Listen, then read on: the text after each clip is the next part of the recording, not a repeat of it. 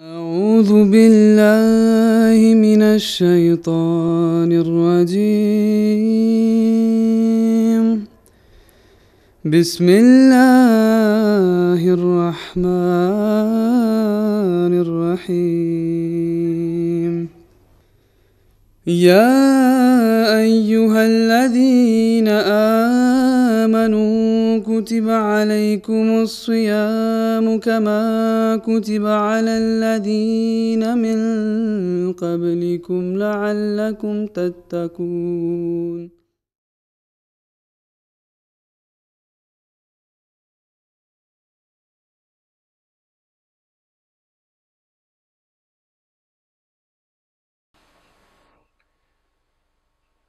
أعوذ بالله من الشيطان الرجيم. بسم الله الرحمن الرحيم.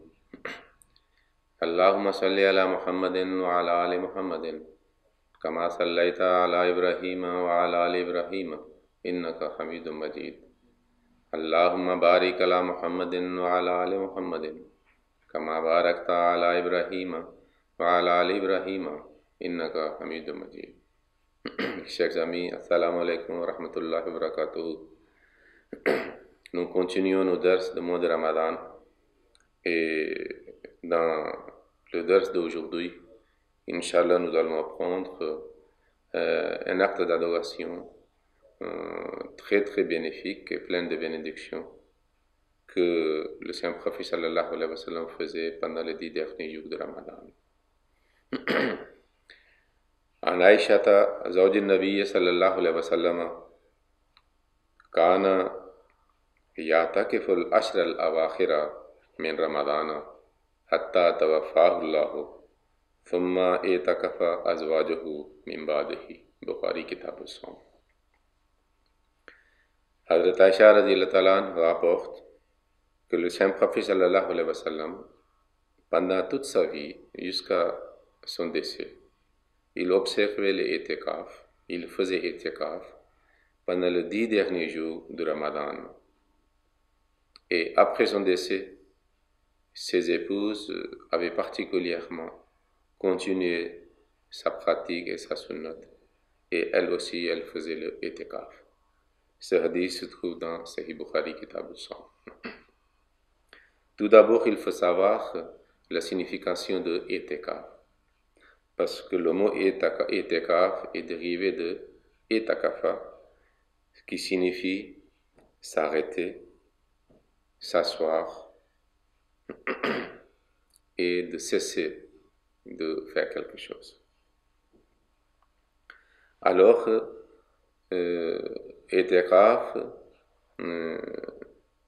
signifie aussi se dévouer, faire une retraite, se cantonner dans un lieu quelconque, se retirer du monde, s'absorber dans une action ou dans un acte d'adoration. Mais en ce qui concerne la sunna de Saint-Prophète sallallahu alayhi wa sallam, nous trouvons qu'il observait les itikaf, il quittait sa maison et s'installait dans la mosquée et passait les 10 derniers jours au moins dans la mosquée. Et ce retraite ou cet acte d'adoration est mentionné en islam comme itikaf. Et cet acte d'adoration est aussi mentionné dans le Saint-Coran. Lorsque Dieu a élaboré le sujet de Ramadan et le jeûne de Ramadan et les actes d'adoration du mois de Ramadan. Alors, itikaf existait chez les Arabes même avant l'islam. Nous trouvons que Hazrat Umar radhiyallahu ta'ala anhu avait demandé au Saint-Prophète qu'il y avait voué pour faire un jour d'itikaf dans le Kaaba. Donc le Saint-Prophète sallallahu alayhi wa sallam lui avait dit qu'il faut le faire. Lorsque Ramadan a été prescrit pour les musulmans dans le Saint-Coran, alors le premier année, le Saint-Prophète sallallahu alayhi wa sallam avait fait l'itikaf pendant le 12e 10 jours. Parce que Ramadan est divisé en 3 parties. Le premier 10 jours, le deuxième 10 jours et le troisième 10 jours. Mais le Saint-Prophète sallallahu alayhi wa sallam avait fait le premier itikaf pendant le 12e 10 jours de Ramadan. Mais plus tard, lorsqu'il a appris que Laylatul Qadr se trouve pendant les 10 derniers jours de Ramadan, alors il a commencé à faire le itikaf pendant les 10 derniers jours, pendant les troisième partie de Ramadan. Alors, selon la pratique du Saint-Prophète sallallahu alayhi wa sallam, il, c'est-à-dire quitter sa maison et s'installer dans la mosquée et après la prière de Fajr, le 20e jour de jeûne. Le 20e jour de Ramadan, après le Fajr, alors il s'installait dans la mosquée. Il y a certains savants qui disent que même après le Asr, le 20e jour, il peut faire. Mais la pratique du Saint-Prophète était qu'après le Fajr de 20e jeûne, il s'installait dans la mosquée. Hadrat Aïcha préparait sa tente et le lieu et son lit aussi, c'est-à-dire pour ces 10 jours dans la mosquée. Alors, un événement très intéressant est passé une fois que le Saint-Prophète sallallahu alayhi wa sallam, lorsque voulut faire le itikaf, sa tente a été érigée, sa place a été préparée, mais plus tard, ses épouses ont commencé à camper leur tente aussi pour l'itikaf. Quand le Saint-Prophète sallallahu alayhi wa sallam est sorti, il a vu qu'il y a plusieurs tentes. Alors, il a demandé, c'est quoi? Ils ont dit que ce sont les tentes de vos épouses. Le Saint-Prophète sallallahu alayhi wa sallam a dit que vous pensez que c'est un bien, c'est un acte de bien. C'est-à-dire ils ont fait une sorte de rivalité. Alors le Saint-Prophète sallallahu alayhi wa sallam se retira et il a dit que moi je ne fais pas le itikaf cette année. Alors cette année il l'avait fait après le Ramadan pendant le 10 jours de Shawwal. Mais ainsi il nous a donné une leçon qui était aussi pour l'éducation de ses épouses, que en voyant les autres seulement pour imiter un acte si on fait sans esprit de sincérité et de fidélité à Dieu et sa soumission, c'est pas un acte qu'on devait faire. Alors, pendant le mois de Ramadan, quand le Saint-Prophète faisait les itikaf, il ne sortait pas, parce que le Saint-Prophète nous a enseigné de rester, de se retirer et d'isoler du monde pour être plongé dans l'adoration de Dieu, dans la réflexion, dans le zikr ilahi, dans le Durud Sharif, dans l'istighfar et dans la récitation du Saint-Coran.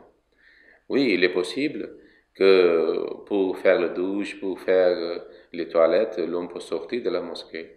Il y a certains qui disent même pour visiter un malade, quelqu'un peut sortir. Mais il ne doit pas parler trop avec les gens, il ne doit pas mêler avec les gens pour être concentré dans les actes d'adoration.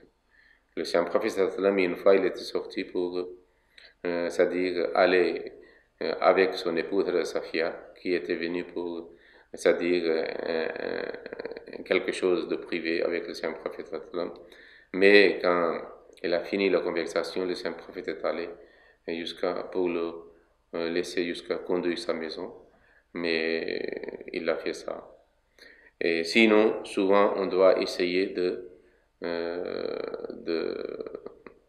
ne pas mêler avec les gens qui viennent dans la mosquée pour être concentré dans les actes d'adoration.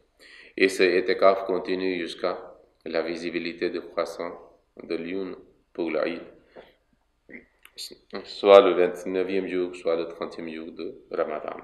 Après avoir eu la possibilité de visibilité de la lune, ça veut dire après le Maghrib, il faut c'est-à-dire quitter la mosquée pour se préparer pour la prière de Eid. Le Saint-Prophète Aïcha a dit que des fois il venait, le Saint-Prophète faisait sa tête dehors de fenêtre de la mosquée et elle peignait ses chevaux. Mais ce sont des limites que jusqu'à quelle limite on peut aller.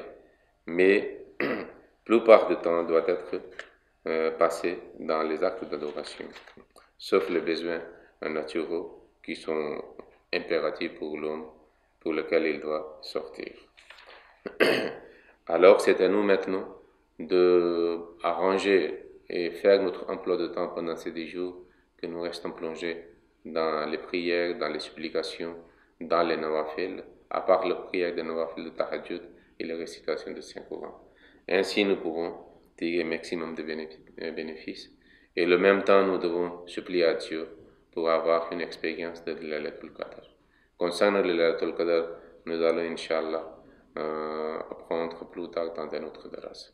Allahumma salli ala Muhammadin wa ala ali Muhammadin wa barik wa sallam innaka hamidun majid. اللهم صل على محمد وعلى آل محمد كما صليت على إبراهيم وعلى آل إبراهيم إنك حميد مجيد. اللهم بارك على محمد وعلى آل محمد كما باركت على إبراهيم وعلى آل إبراهيم إنك حميد مجيد.